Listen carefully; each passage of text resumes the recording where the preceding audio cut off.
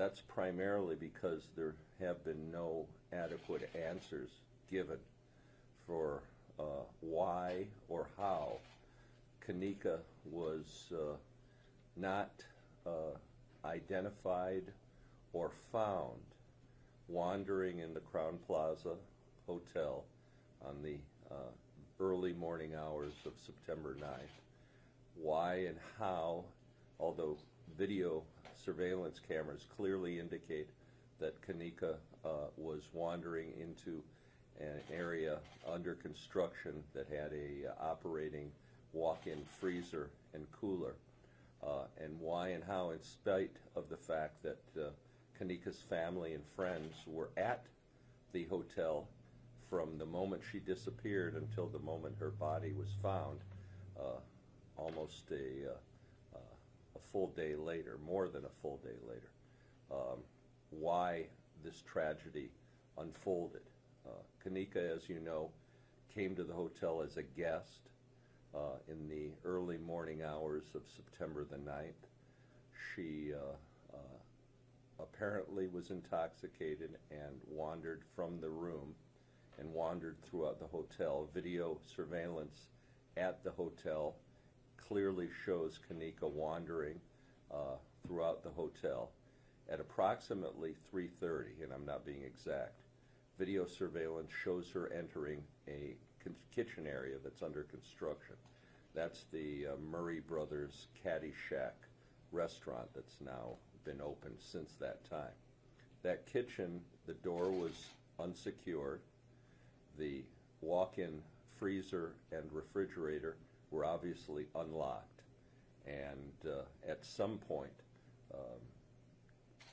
Kenneka walked into the freezer, the door closed behind her, and over a period of hours she froze to death. What's very concerning is that we have evidence that at some point, because she was clearly on video surveillance, at some point that somebody secured the doors to the kitchen area and to the freezer compartment where she died. These photographs, first of all, show this is the construction site into the kitchen, and this was taken after her body was found, but there's clearly the ability to lock the entire kitchen off, and this was taken by a member of the family. However, what's most concerning also is that the freezer door has a lock on it. This is a lock that you can prevent somebody from the inside from getting out if it's pressed.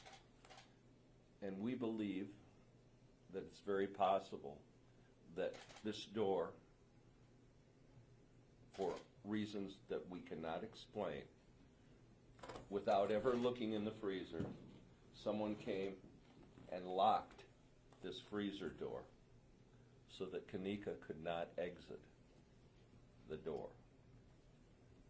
Now, there have not been adequate answers that have been provided by the Crown Plaza Hotel. We have the police report. We have what they've described to us as the video, and the most revealing place on the video is that we see Kenneka entering this kitchen that it was under construction at 3:30.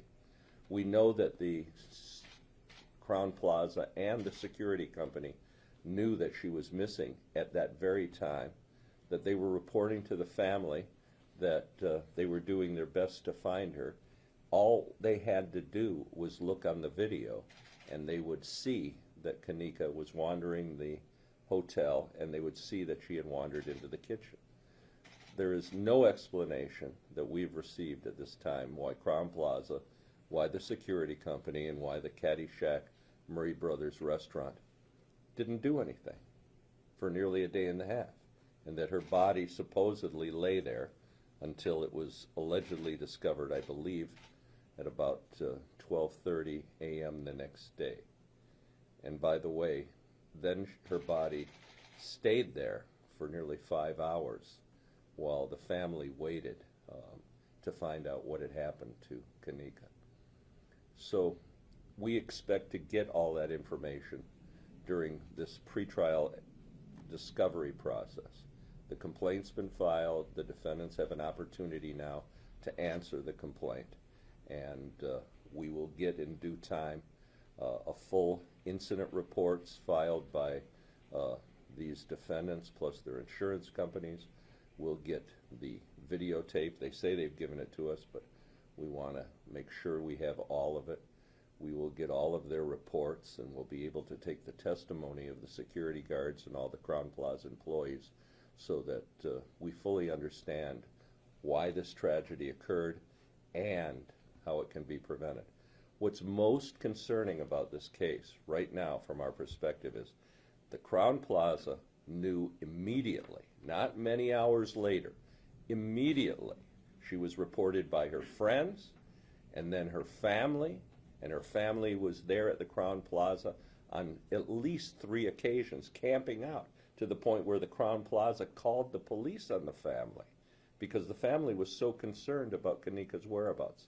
Why, under these circumstances, when Kenneka is clearly visible on security cameras, walking into an area where she was eventually found later frozen to death, what happened at this point? That's a mystery that will unfold during the processes. It'll generally take several years to resolve this case, and I appreciate it. If you've got any questions, I'll be free to answer them, and Teresa would be available to answer just briefly any questions you get. Mr. Fire, could you explain that mechanism on the freezer again? Sure. This is right here is a lock. It can be pressed down and it can secure the door, preventing anybody from the inside from exiting. It would ineffectively lock this door. And we believe that that door may have been locked from the outside because there's no other explanation why her body wasn't discovered. It's very possible that security people at the hotel knew she was missing, just looked into the kitchen under construction, saw that it wasn't secured, and started locking the doors and then left, and came back later to find, well, we've just locked in Kenneka. So you're not saying that you believe that they did this on purpose? No, there's absolutely no evidence that anybody did anything on purpose, and I don't believe it. There'd be no reason to do it. I think it's pure and utter negligence. No suggestion whatsoever that anybody did harm to Teresa on purpose. What's more likely is that through pure negligence, someone noticed that the doors in the kitchen were open. They locked them like they should have been locked. They locked the freezer, and unfortunately they locked Kenneka into the freezer and resulted in her death. You say that you haven't decided how much you'll be seeking from the Crowne Plaza, whether 50 or 100 million. What does that depend on? It depends on the facts of the case. The state has what we call punitive damages. Her pain and suffering during the period of time from the time that she was locked in the freezer until the time she passed away, and the losses to her family. Those are all things that we'll consider and a jury would consider in this case. Teresa, if we may have you just Can we speak. get a microphone? Sure. We do need to move this That's fine. microphone.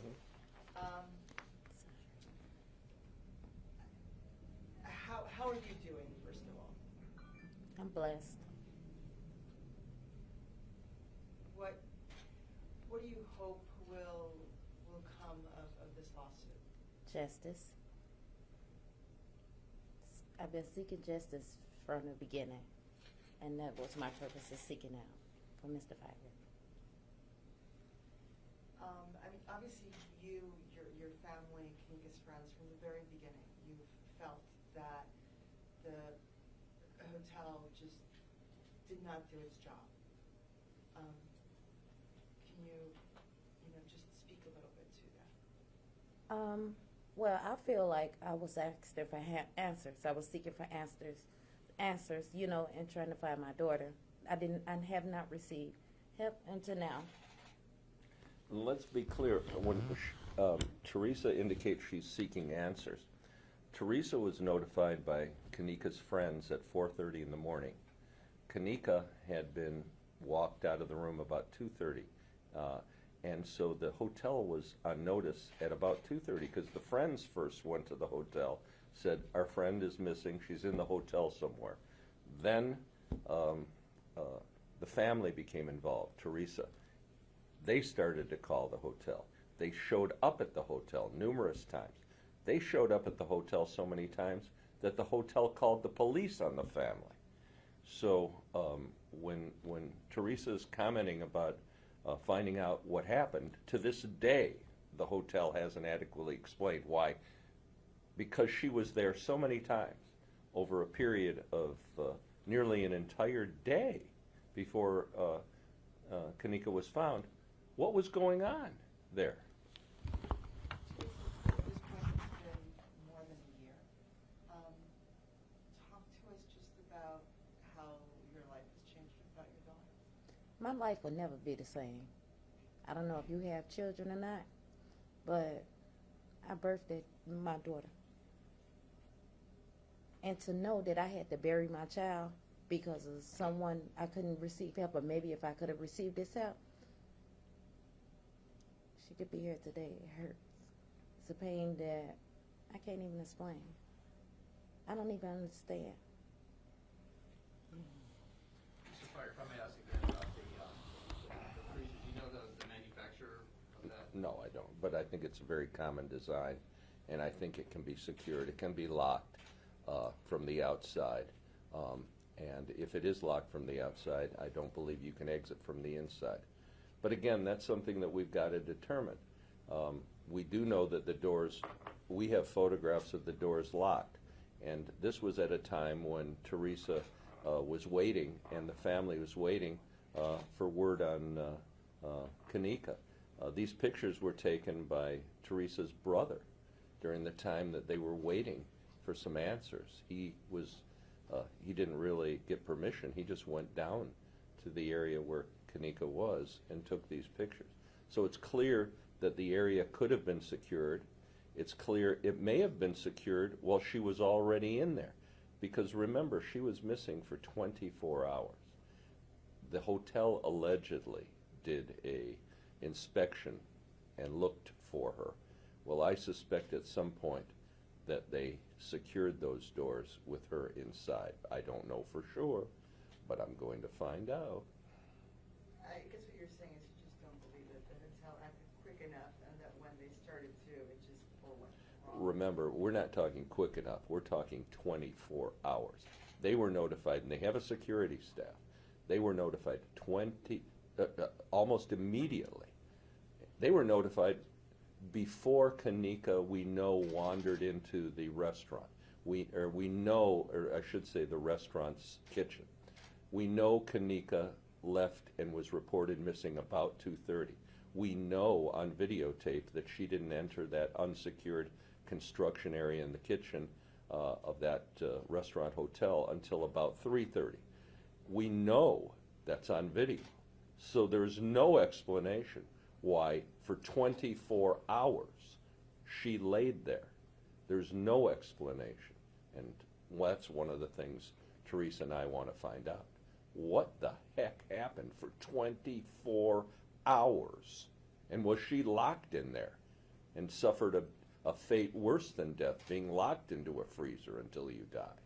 I want to know those answers, because that's as probable as anything else. There's no explanation why, in light of a missing person and the family camping out at the hotel and the police being called 4 times and the hotel having it on videotape, why in 24 hours nobody ever looked into that unsecured restaurant and that freezer. Or, it's possible, someone unwittingly saw doors open, locked them, and locked her in unwittingly.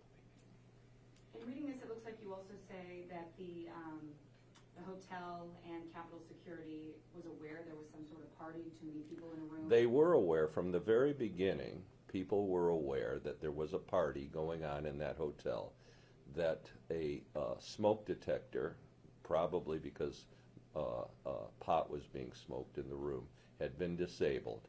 And security guards, we know from interviewing some of the witnesses, security guards had been up in that room and had known that that a party was taking place. This wasn't an event that the hotel wasn't aware of. The hotel has security guards. The security guards had been up in that room. The hotel was advised that she was missing by 2:30, which is about an hour and a half after she arrived at the hotel. We have her on videotape throughout that period of time wandering around the hotel. We know where she last ended up. And yet they did nothing, and they knew people were looking for her. What the heck was going on there? What, for 24 hours? That doesn't happen. If you got a missing person, you got an Amber Alert for a child, although this is a little older. Why isn't anybody doing anything? That's our concern. I want to thank you very much, and happy holidays and Merry Christmas. Thank you very much.